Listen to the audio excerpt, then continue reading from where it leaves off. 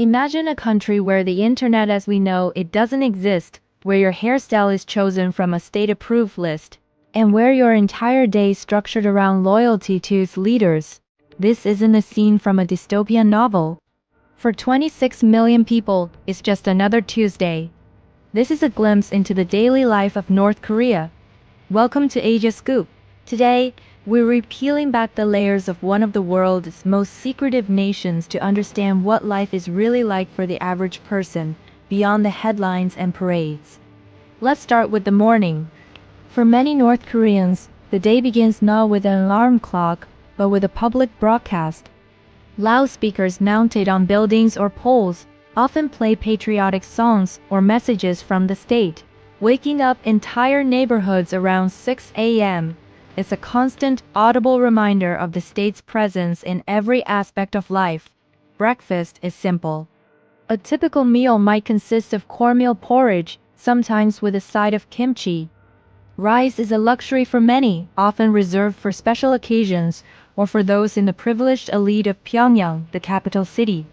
Outside the capital, food scarcity is a persistent challenge, and the diet is far less varied. Then, it's time for work or school. Most adults are employed by state-owned enterprises, whether in factories, on collective farms, or in government offices. The concept of choosing your own career path is foreign to many. The state often assigns jobs based on one's family background, or sonbun, a social classification system that dictates a person's status and opportunities in life. This system categorizes citizens into three main groups: the loyal core class, the wavering class, and the hostile class, based on their family's political loyalty during the Korean War. For children, school isn't just about math and literature. A significant portion of the curriculum is dedicated to political indoctrination. From a very young age, students learn about the lives of the country's leaders, Kim Il-sung, Kim Jong-il, and Kim Jong-un. These figures are portrayed as benevolent, almost godlike, and stories of their greatness are a central part of education. Students also participate in regular group activities, like preparing for math games or helping with agricultural work, all designed to foster a sense of collective unity and loyalty to the state. Now, let's talk about the capital, Pyongyang. It's the showcase city, a world away from the rural provinces. Here, you'll find wide boulevards, grand monuments, and relatively modern apartment buildings. The residents of Pyongyang are the elite, party officials, high-ranking military officers, and their families. They have access to better food, electricity, and amenities that are scarce elsewhere. You might even see people with smartphones, but these aren't the smartphones we're used to. They can't access the global internet. Instead, they connect to a state-controlled internet called Pyongyang or Brightstar. It's a walled garden of government-approved websites, offering news, weather, and educational materials, all carefully curated by the state. Access to information from the outside world is heavily restricted and illegal. So, how do people have fun? Leisure and social life are also quite structured. People might gather in public parks to dance, sing patriotic songs, or have a picnic.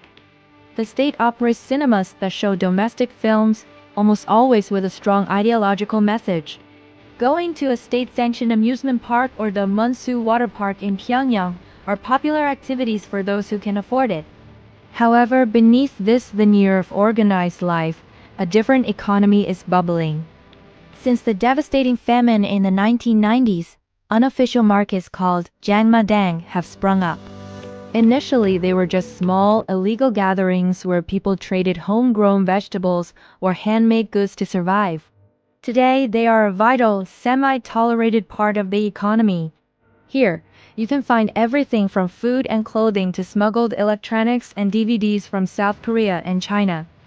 These markets represent a small crack in the state's control, a space where basic capitalism is taking root out of necessity. They are a lifeline for millions. As evening approaches, families gather at home. But even this private time can be public. Portraits of Kim Il-sung and Kim Jong-il are mandatory in every home, and they must be kept clean and treated with reverence. Power outages are common, especially outside of Pyongyang, so many evenings are spent in the dim light of a candle or a battery-powered lamp. Families might listen to the state-controlled radio or, if they are daring, secretly watch a smuggled South Korean drama on a portable media player.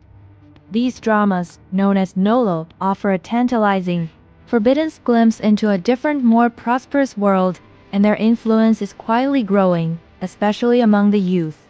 Life in North Korea is a study in contrasts. It's a world of grand parades and quiet desperation, of absolute state control and a resilient human spirit that finds ways to survive and even thrive in the cracks. It's a life where your every move is observed, yet where people still find ways to love, laugh, and dream. It is important to remember that behind the political curtain are ordinary people navigating an extraordinary and challenging reality, a reality far more complex than the headlines suggest. Thank you for joining us on this journey behind the borders. If you found this glimpse into North Korean life interesting, please give this video a like, leave a comment with your thoughts, and be sure to subscribe and hit the bell for more deep dives into Asia. See you next time.